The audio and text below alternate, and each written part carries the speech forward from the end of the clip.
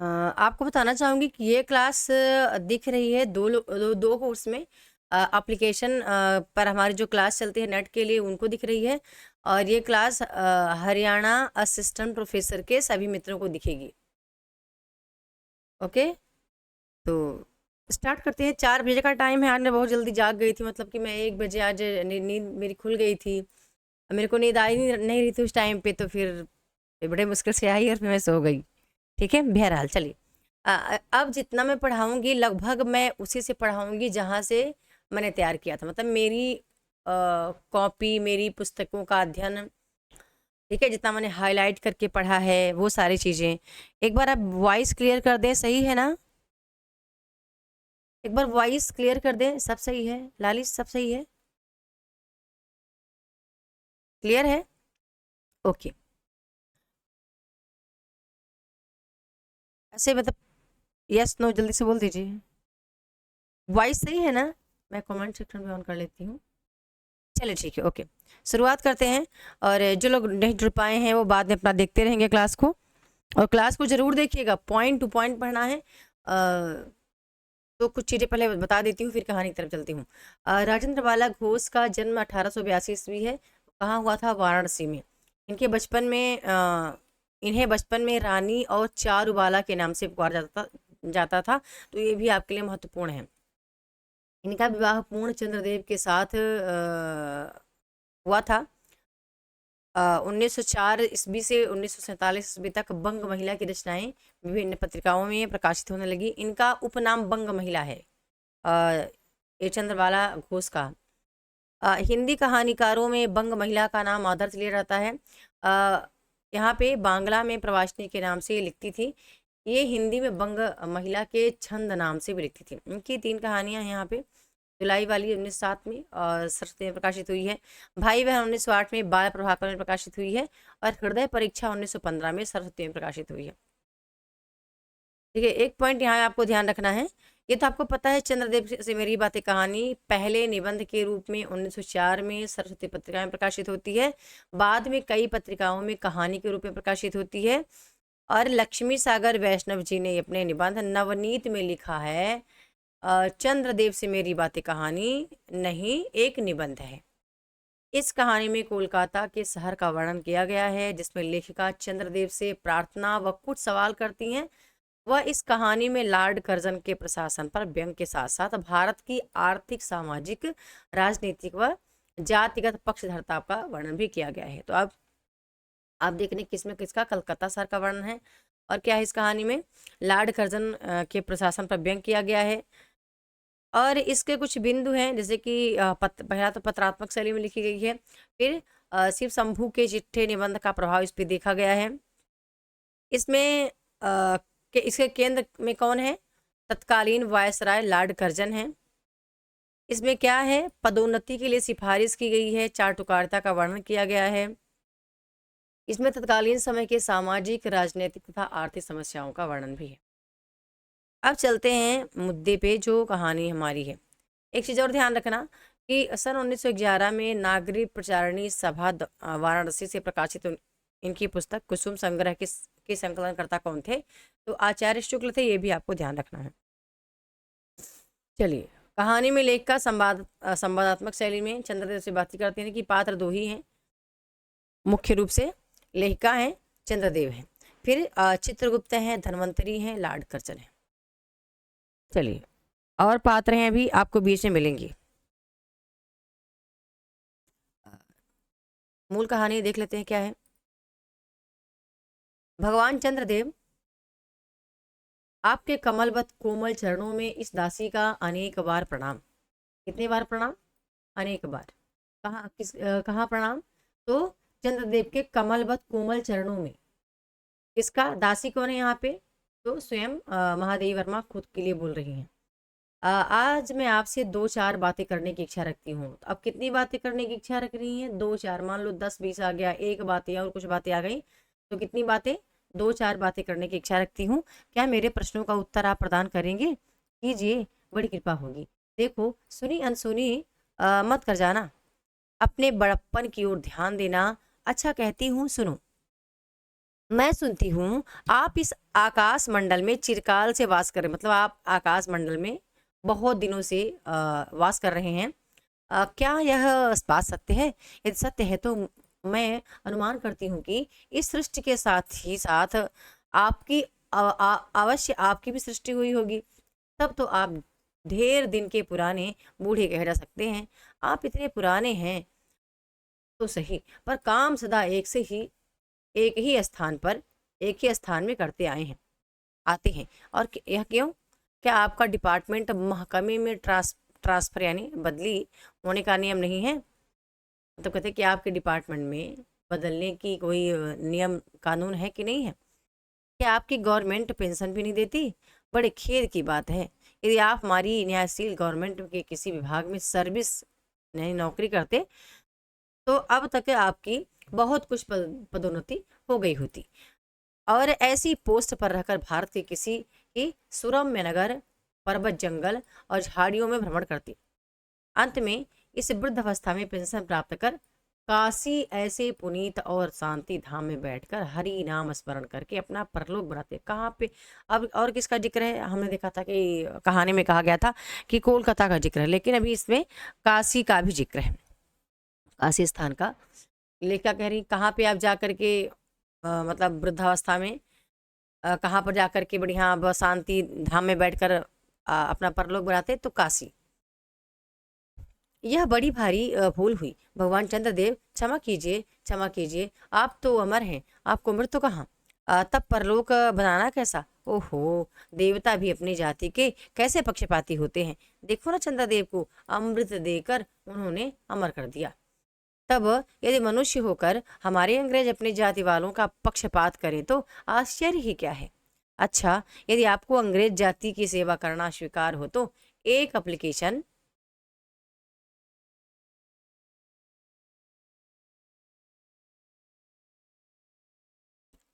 हमारे आधुनिक भारत प्रभु Lord Curzon के पास भेज देवे। आशा है कि वे आपको आदरपूर्वक अवश्य आह्वान करेंगे, क्योंकि आप अधम भारतवासियों की भांति कृष्णांग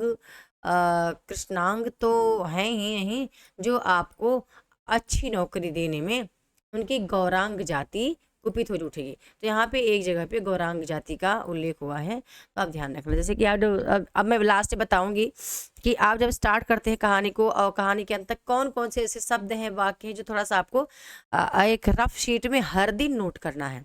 जैसे ही आप आते हैं क्लास में तो एक मोटी सी डायरी या रफ बना लें और उस पे आपको लिखते जाना है। पहला आधा चंद्रदेव से मेरी बातें का कहानी का प्रकाशन वर्ष, उनका नहीं, लेखिका का जन्म समय, लेखिका का नाम और उनका जन्म स्थान।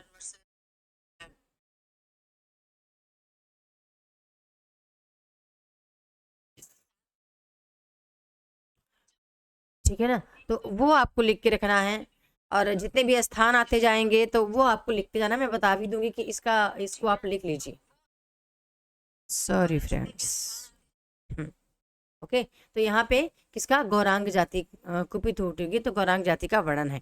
और फिर आप तो एक सुयोग्य, कार्यदक्ष, परिश्रमी, बहुदर्शी, कार्य कुशल और सरल स्वभाव महात्मा है। मैं विश्वास करती हूँ कि जब लॉर्ड कर्जन हमारे भारत के स्थायी भाग्य विधाता बनकर आवेंगे तब आपको किसी कमीशन का मेंबर नहीं तो किसी मिशन में भर्ती करके वे अवश्य ही भेज देंगे, क्योंकि उनको कमीशन और मिशन दोनों ही अत्यंत प्रिय है। तो ये किसको प्रिय है? लॉर्ड कर्जन को। कमीशन और मिशन दोनों लॉर्ड कर्जन को प्रिय है। अब इसी जब अब आप पढ़े रहेंगे ना, और मैं अभी या तो मैं ग्रुप में डालूंगी या तो मैं किसी टाइम पे इसके कुछ ऐसे प्रश्न ही उठा करके पॉइंट टू पॉइंट क्रम लगाने के लिए आपको दूंगी, ताकि आपको चीजें रिकॉल रहें। ठीक है? जितना ज़्यादा मैं आपको प्रश्नोत्तरी उसी टाइम पे या फिर एक दो दिन में करवाने का प्रयास करूंगी तो आपका रिवीजन बना रहेगा। यदि को पढ़ के छोड़ देंगे तो फिर भूल जाता है ना? तो क्योंकि अभी आप कई चीज़ें देख रहे हैं, क्रम लगाने के लिए आता है सेंटेंस का, तो मैं दूंगी तो आप एकदम कहानी आपको याद आती जाएगी, पहले क्या हुआ, फिर क्या घटना होती, फिर क्या घटना होती है। तो आपके चंद्रलोक में जो रीति और नीति सृष्टि के आदिकाल से में प्रचलित थी वे सब अब भी हैं। यहाँ तो इतना परिवर्तन हो गया है कि भूत और वर्तमान में आकाश पाताल का सारा सा अंतर हो गया है। अब ये भी महत्वपूर्ण है यहाँ पे थोड़ा सा, मैं अनुमान करती हूँ कि आपके नेत्रों की ज्योति भी कुछ अवश्य ही मंद पड़ गई होगी, क्योंकि आधुनिक भारत संतान लड़कपन से ही चश्मा धारण करने लगी है। तो पेपर में ये आया हुआ है और महत्वपूर्ण वाक्य है।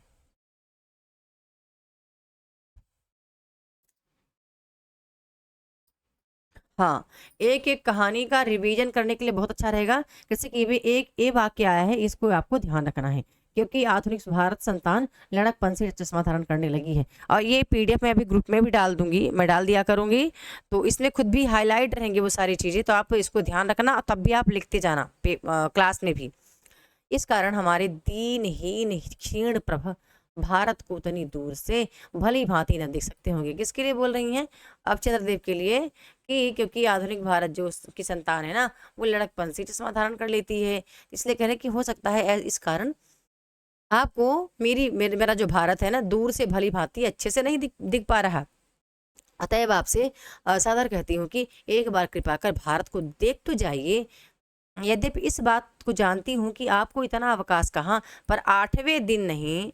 अब देखिए वो कि अब हो सकता है कि पेपर में यहाँ से प्रश्न पूछे, अब लेखिका कितने दिन में कह रही हैं कि कितने दिन में आएगी, तो लेखिका उल्लेख करती हैं कि 8वें दिन में नहीं तो महीने में 1 दिन, अर्थात अमावस्या को।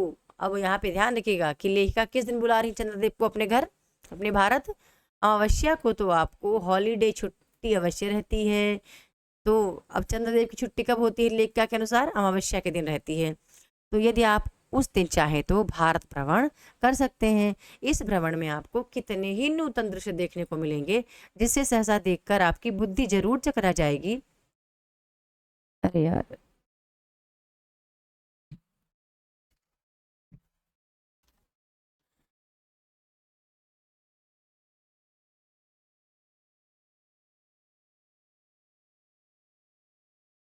जरूर चकरा जाएगी, सॉरी। यदि आपसे सारे हिंदुस्तान का भ्रमण शीघ्रता के कारण नहीं हो सके तो केवल राजधानी कलकत्ता को देख लेना तो अवश्य उचित है। अब कलकत्ता को ध्यान रखिएगा। अब कलकत्ता की कुछ यहाँ पे मुख्यतः बातें हैं, वो भी आपको ध्यान रखना है। वहाँ के कल कारखानों को देखकर आप, वहाँ पे किसका किसका जिक्र है? पहला तो कल कारखाना। वहाँ के कारखानों को देखकर आपको यह अवश्य ही कहना पड़ेगा कि यहाँ के कारीगर तो विश्वकर्मा के भी लड़क दादा हैं। यानी कि मतलब जो कारीगर हैं, भगवान विश्वकर्मा जितना अच्छा बनाते थे मकान, उससे भी अच्छा बनाते हैं। तो क्या है? विश्वकर्मा के भी लड़क दादा निकली। यही यही यही क्यों आपकी प्रिय सहयोगिनी दामिनो, जो मेघों पर आरोहण करके आनंद से अटखेलियां किया करती हैं, वो बेचारी भी यहाँ मनुष्य के हाथों का खिलौना हो रही हैं। भगवान निशानाथ जिस समय अपनी निर्मल चंद्रिका को बटोर कर मेघमाला अथवा ये अब ध्यान रखना कथन की इसी का है कि भगवान निशानाथ में हो सकता है कहीं आप शिव मूर्ति पर न चले जाएं या किसी और पर न चले जाएं। तो भगवान निशानाथ जिस समय अपने निर्मल चंद्रिका को बटोर मेघमाला अथवा पर्वतों की ओट में सिंधु के गोद में जा सकते हैं, उस समय यही नीरदवासिनी विश्वमोहिनी सौदामिनी अपनी उज्जवल मूर्ति से आलोक प्रदान कर रात को दिन बना देती है। अब बताइए किसके लिए कहा गया है? ये किसके लिए कहा जा रहा है? भगवान निशानाथ जिस समय, अभी बात कहाँ हो रही? कलकत्ता के सौंदर्य की बात हो रही है। ठीक है, अपने निर्मल चंद्रिका को बटोर मेघमाला था पर्वतों की ओट में सिंधु की गोद में जा सकते हैं, उस समय यही नीरद, मतलब ये अब वहाँ का जो सौंदर्य है, कह रहे हैं कि यही नीरद वासिनी विश्वमोहिनी सौदामिनी अपनी उज्जवल मूर्ति से आप आलोक प्रदान कर रात को दिन बना देती है। आपके देवलोक में तो जितने देवता हैं उनके वाहन भी उतने हैं, किसी का गज, किसी का, अब देखो कितने वाहनों का जिक्र है, किसी का गज यानी हाथी, किसी का हंस, किसी का बैल, किसी का चूहा इत्यादि। अब ध्यान रखना पेपर में आएगा क्रमशः कि चंद्रदेव से मेरी बातें कहानी में लेखिका ने कितने वाहनों की सवारी बताई है। तो गज की, फिर हंस की, फिर बैल की, फिर चूहे की। ठीक है, पर यहाँ तो सारा बोझ आपकी चपला और अमिनेव के माथे मढ़ा गया है। क्या ब्राह्मण का क्षत्रिय, क्या वैश्य, क्या ब्राह्मण, क्या क्षत्रिय, क्या वैश्य, क्या शूद्र, क्या चांडाल, सभी के रथों का वाहन वही हो रहे हैं, हमारे शैतांग महाप्रभु गण को जहाँ पर कुछ कठिनाई का सामना आ पड़ा, झट उन्होंने इलेक्ट्रिसिटी बिजली लापटका। बस कठिन से कठिन कार्य सहज में संपादन कर लेते हैं। और हमारे यहाँ के उच्च शिक्षा प्राप्त युवक काठ के पुतलों की भांति मुंह ताकते रह जाते हैं। जिस व्योम वासिनी विद्युत देवी को, बिजली की बात हो रही है, को स्पर्श तक करने का किसी व्यक्ति का साहस नहीं हो सकता, वही आज पराए घर में आश्रिता नारियों की भांति ऐसे दबाव पड़ी हैं, वह चू तक नहीं कर सकती। क्या करें? अब यहाँ पे एक तरह से स्त्री के लिए बोला गया जा रहा है, ठीक है। बेचारी के भाग्य विधाता में दासी वृत्ति ही लिखा था। अब ये भी ध्यान रखना, एक स्थान है हरिपदोद्धवा त्रैलोक्य पावनी सुरसरी के भी खोटे दिन आए हैं। वह भी अब स्थान स्थान में बंधनग्रस्त हो रही है। उसके वक्षस्थल में जहां तहां मोटे बृहदाकार खंभ गाड़ दिए गए हैं। कलकत्ता आदि को देखकर आपके देवराज सुरेंद्र भी कहेंगे, हमारी अमरावती तो इसके आगे निरीफी किस जान पड़ती है। तो ये भी महत्वपूर्ण है यहाँ पे कि कलकत्ता, अब यहाँ पे संवाद लगभग लेखिका ही बार बार कर रही हैं चंद्रदेव से। कलकत्ता आदि को देखकर आपके देवराज सुरेंद्र यानी कि इंद्र भी कहेंगे कि हमारी अमरावती तो इसके आगे निरीफी किसके, कलकत्ते के आगे।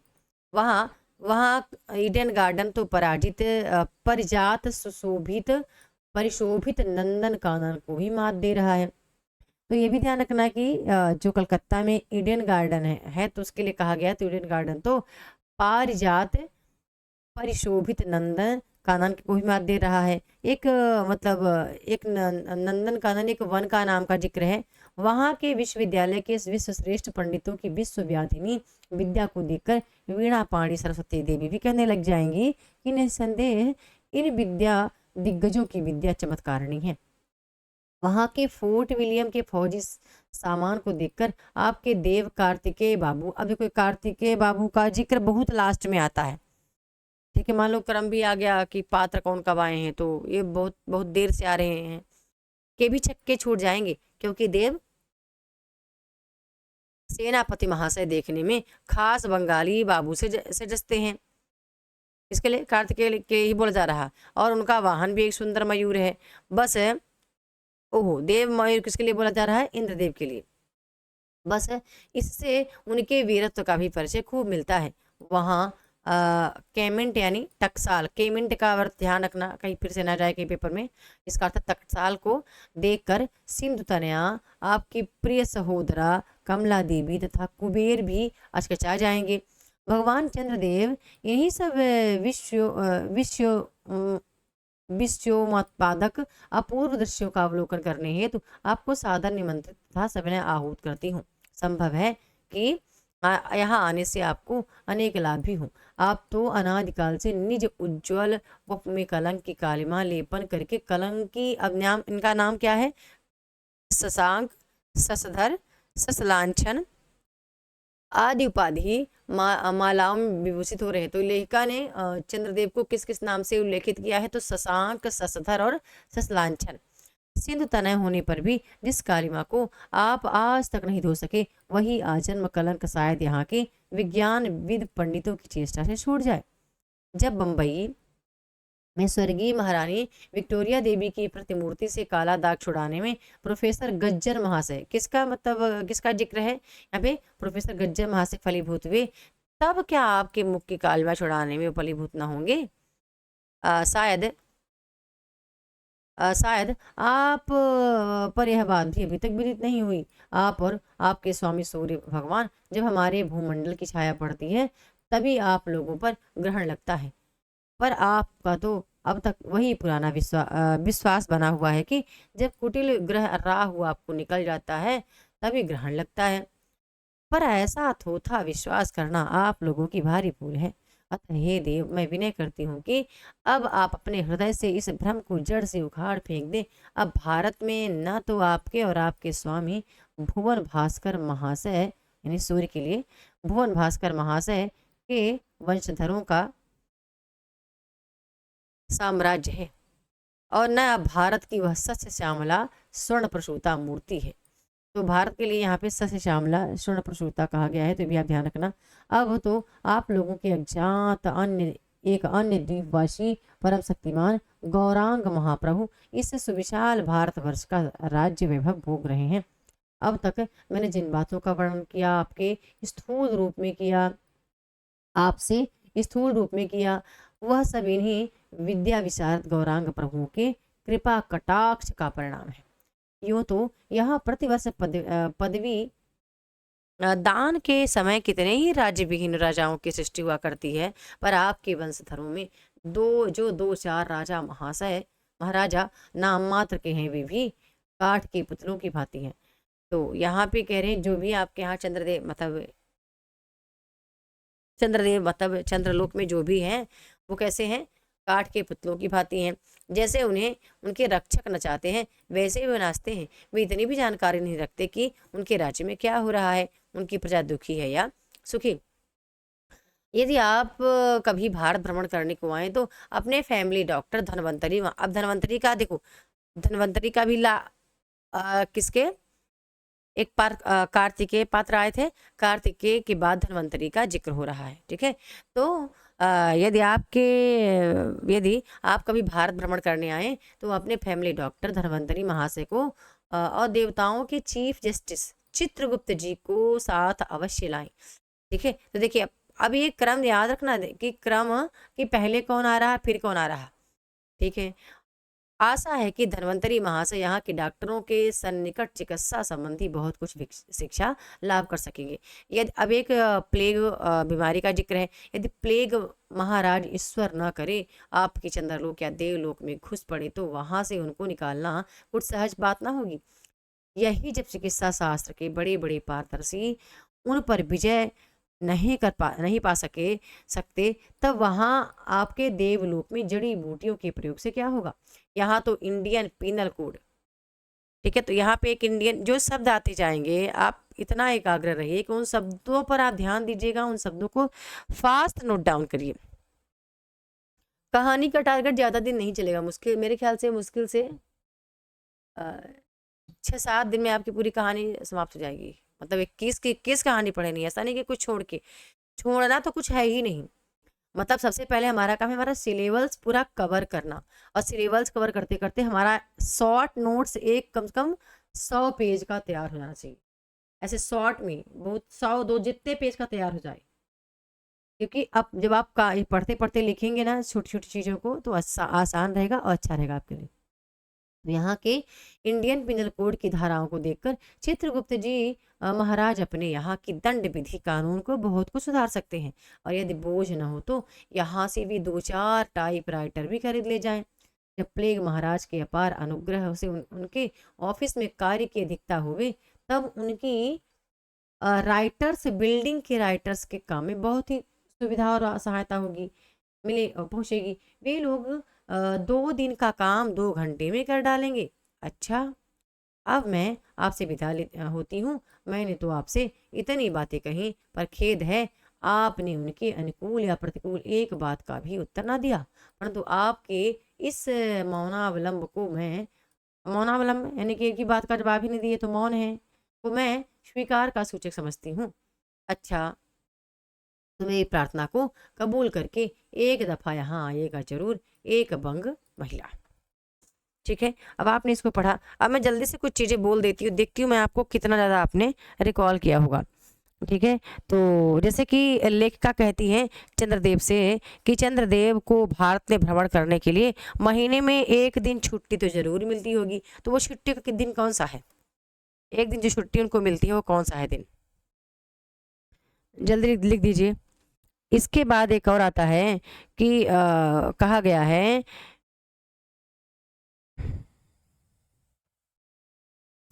किसके लिए कहा गया है? हाँ, अवश्य के लिए, बहुत बढ़िया।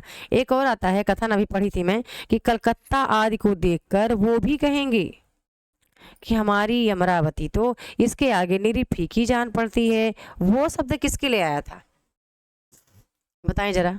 कलकत्ता आदि को देखकर वो भी कहेंगे कि हमारी अमरावती तो इसके आगे फीकी सी जान पड़ती है, तो वो शब्द किसके लिए आया है?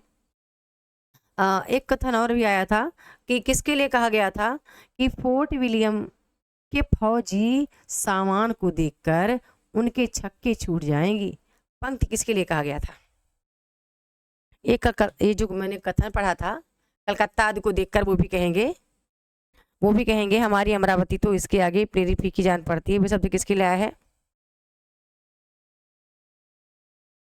अरे कलकत्ता बुलाने के लिए किसकी बात कर रही हैं? कह रही हैं देवराज सुरेंद्र को, मतलब कि चंद्रदेव से कहती हैं लेखिका कि कभी तो उनको भेजिए हमारे यहाँ। तो कहती है कलकत्ता को देखकर वो भी कहेंगे हमारी अमरावती तो इसके आगे निरीफी किस जान पड़ती है। तो वो शब्द यहाँ पे विश्वकर्मा के लिए नहीं बल्कि देवराज सुरेंद्र के लिए कहा है। सुरेंद्र को बुलाना चाहती हैं कि वो भी आके यहाँ पे देख जावे एक बार। बताएं कि फोर्ट विलियम के फौजी सामान को देखकर उनके छक्के छूट जाएंगी। तो पंक्ति में यहाँ पे फोर्ट विलियम के फौजी किसको कहा गया था? मैं आपको फोर्ट विलियम कॉलेज के पास ले चलूं, किसको कहा गया है? फोर्ट विलियम के फौजी, सबसे पहला नाम आया था कार्तिकेय का, कार्तिकेय को कहा गया, वहीं पे लिखा है ये। ठीक है, अब एक और है कि किस शहर में स्वर्गीय विक्टोरिया देवी की प्रतिमूर्ति में काला दाग छुड़ाने में प्रोफेसर गज्जर वहां से फलीभूत हुए? शहर का नाम बता दीजिए। किस शहर में स्वर्गीय विक्टोरिया देवी की प्रतिमूर्ति से काला दाग छुड़ाने में प्रोफेसर गज्जे महाशय फलीभूत हुए थे? वो शहर का नाम बता दीजिए जल्दी से।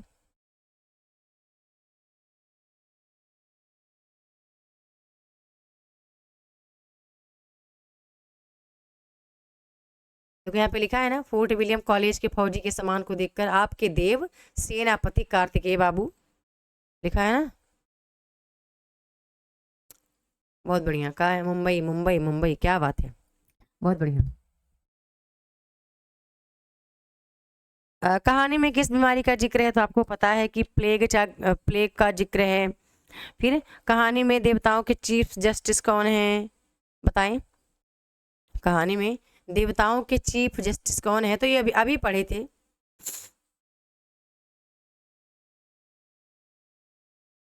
कहानी में देवताओं के चीफ जस्टिस कौन है? चित्रगुप्त हैं। बताना है कि चंद्रदेव ने लेखिका से कितने सवाल के उत्तर मांगे थे? ओ सॉरी, नहीं, चंद्रदेव ने लेखिका के कितने सवालों के उत्तर दिए थे? चंद्रदेव ने लेखिका के, हाँ चित्रगुप्त सही है। चंद्रदेव ने लेखिका के कितने सवालों का उत्तर दिया?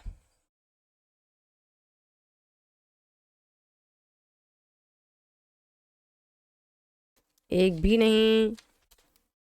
और लेखिका चंद्रदेव के कमलवत चरणों में क्या कहकर प्रणाम करती हैं? लेखिका चंद्रदेव के चरणों में क्या कहकर प्रणाम करती हैं?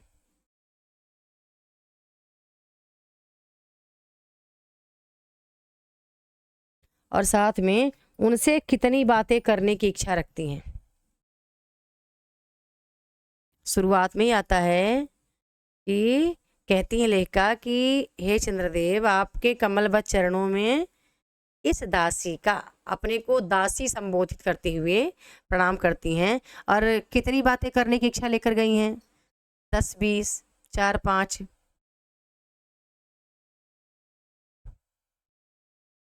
मतलब चंद्रदेव के आगे स्वयं को दासी संबोधित किया है।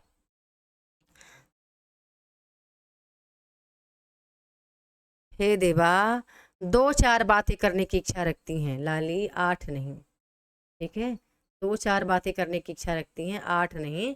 यहाँ पे लिखा भी है, ये सामने लिखा है कि कहती हैं कि आपके कमलवत कोमल चरणों में किसका प्रणाम? तो इस दासी का, अपने आप को उन्होंने दासी संबोधित किया है।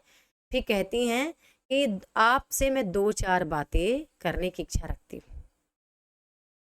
ठीक है, 2-4 ध्यान रखना का, पता चले 2-4 हो जाए, 2-4, 4-4, 4, 8, 4, 6, तो कितनी बातें ध्यान रखिएगा। जैसे कि अभी तो बहुत सारे प्रश्न बना, अभी तो दे दूंगी मैं खुद ही बना के।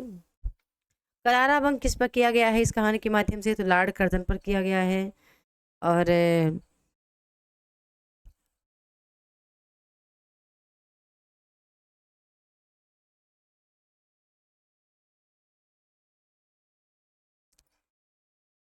प्रकाशन वर्ष आपको पता है, सरस्वती में प्रकाशित हुई 1904 में।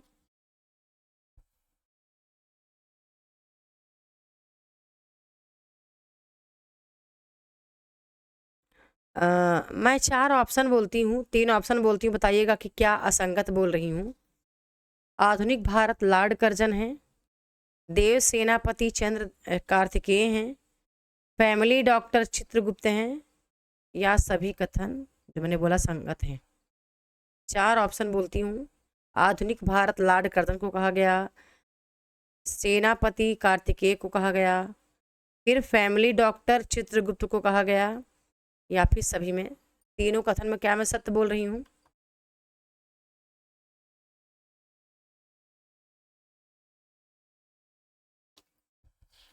ये बिल्कुल स्पष्ट ही जहाँ पर आया था ना आपके फैमिली डॉक्टर, मैंने कहा था देखो इनका दूसरे तीसरे नंबर पे नाम आता है। हाँ, फैमिली डॉक्टर धन्वंतरी हैं। बहुत बढ़िया। चलिए, ये ज़्यादा बड़ी कहानी नहीं है, छोटी सी कहानी थी। अब अभी देखना, मैं आपसे 3 कथन बोलती हूँ, आप पकड़ने का प्रयास करना, देखती हूँ कितना पकड़ पाते हैं। पहला कथन बोलती हूँ कि इस वृद्ध पहला कथन ध्यान सुनिएगा, मैं बोलती हूँ, इस वृद्धावस्था में पेंशन प्राप्त कर काशी ऐसे पुनीत और शांति धाम बैठकर हरि नाम स्मरण करके अपना परलोक बनाती। पहला कथन बोलती हूँ। दूसरा बोलती हूँ, यहाँ के कारीगर तो विश्वकर्मा के भी लड़क दादा निकले। तीसरा कथन बोलती हूँ, क्योंकि आधुनिक भारत संतान लड़कपन से ही चश्मा धारण करने लगी। आपको अरेंज करना है। पहला आता है, काशी ऐसी पुनीत और शांति धाम में बैठकर हरि नाम स्मरण करके अपना परलोक बनाते। फिर दूसरा कथन बोलती हूँ कि यहाँ के कारीगर तो विश्वकर्मा के भी लड़कदाता निकले। तीसरा बोलती हूँ, आधुनिक भारत संतान लड़कपन से ही चश्मा धारण करने लगी। आप बताएं क्या मैं तीनों कथन क्रम से बोल रही हूँ या कोई क्रम आगे पीछे है?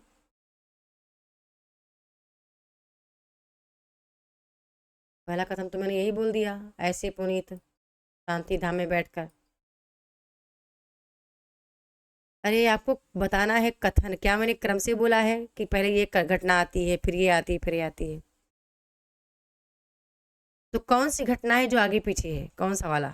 कुछ भी एक एक अक्षर लिखना है आपको, छोटा सा एक अक्षर लिख देना है। या पहला मैंने बोला फिर दूसरा बोला फिर तीसरा बोला? पहला तो आपको दिख गया, पहले यही यही मैंने बोला। दूसरा बताना है कि मैंने कहा कि यहाँ के कारीगर तो विश्वकर्मा के भी लड़क दादा निकले।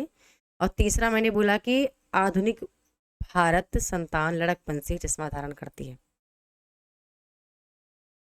फिर पहला सही है, दूसरा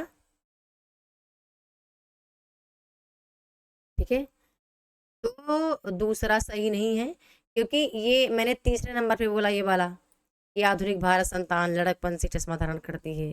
ठीक है, तो इसको मैंने तीसरे नंबर पे बोला, तो ये आएगा दूसरे नंबर पे, ये वाला। तीसरे नंबर पे कौन सा आएगा?